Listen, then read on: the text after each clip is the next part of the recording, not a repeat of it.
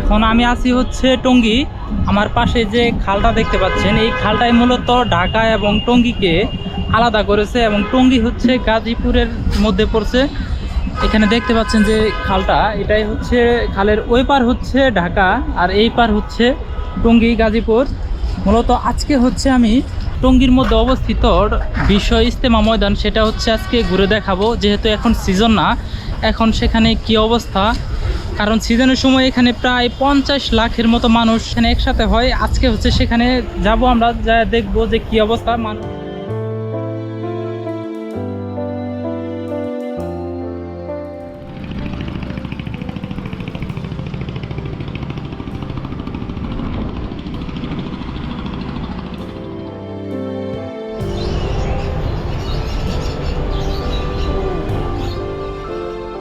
এখন আমি আছি হচ্ছে টঙ্গী বিশ্ব ইজতেমা ময়দান। এখানে দেখতে পাচ্ছেন যে কোনো মানুষ নাই, একদম জনশূন্য। কিন্তু এক সময় এই জায়গাটাতে 50 লাখের মতো মানুষ একত্রিত হয়। 1946 সালে প্রথম বিশ্ব ইজতেমা অনুষ্ঠিত হয়। কিন্তু এই যে টঙ্গী বিশ্ব ইজতেমা ময়দানটা, এখানে হচ্ছে 1967 সাল থেকে এখন পর্যন্ত এই ময়দানে এটা অনুষ্ঠিত হয়ে আসছে। 2012 সালের আগ পর্যন্ত একটা পর্বে এখানে হইতো, কিন্তু 2012 সালের পর থেকে এখানে 2টা পর্বে এই ইজতেমা অনুষ্ঠিত হয়ে থাকে।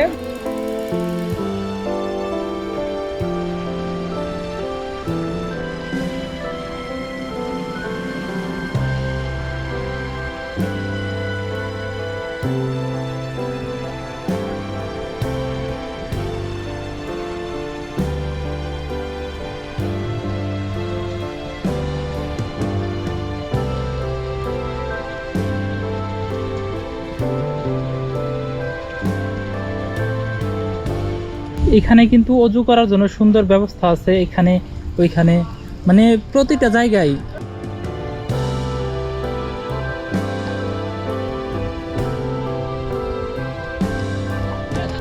এখানে মূলত অনেক জায়গায় গরু ছাগল ঘাস খাচ্ছে, আবার এখানে ক্রিকেট খেলতেছে কিছু মানুষজন।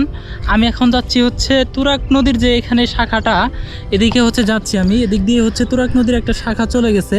তুরাগ নদীর তীরে মূলত এটা অবস্থিত।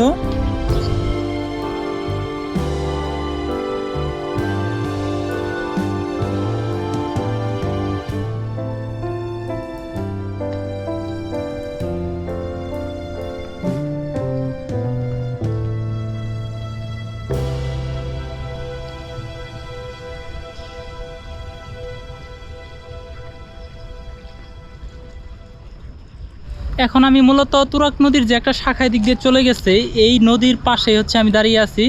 এই নদীর পাশে হচ্ছে আমাদের এই বিশ্ব ইজতেমা ময়দানটা অবস্থিত। এই বিশাল ময়দানটা হচ্ছে এই নদীটার পাড়ে হচ্ছে অবস্থিত। এখানে দেখতে পাচ্ছেন যে এটার একটা সীমানা আছে, এই সীমানাগুলো এই পিলারের মাধ্যমে হচ্ছে এই সীমানাটা দেওয়া। আমি চাচ্ছিলাম যে ওদিকে নদীর পাড় দিয়ে হচ্ছে ওই পাশ দিয়ে আমি চলে যাব, কিন্তু নদীর পাড় দিয়ে আসলে যাওয়ার কোনো ব্যবস্থা নাই। এদিকে দেখতে পাচ্ছেন যে নদী পার হয়ে এদিকে পানি চলে আসছে।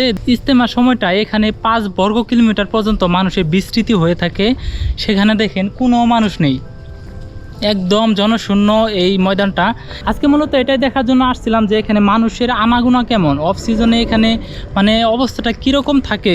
তো আমি যতটুকু পারছি আপনাদেরকে দেখানোর চেষ্টা করছি। তো ভিডিওটা ভালো লাগলে অবশ্যই লাইক করে দিবেন। আর হচ্ছে আমি টঙ্গী নিয়ে একটা বিস্তর ভিডিও বানাতে চাই, যেখানে হচ্ছে টঙ্গীর বেশ কয়েকটা জায়গা আমি তুলে ধরার চেষ্টা করব। আপনারা যদি দেখতে চান অবশ্যই আমাকে কমেন্টে জানাবেন, আমি চেষ্টা করব টঙ্গী নিয়ে একটা বিস্তর ভিডিও বানানোর। তো আজকে এ পর্যন্তই, দেখা হবে অন্য ভিডিওতে।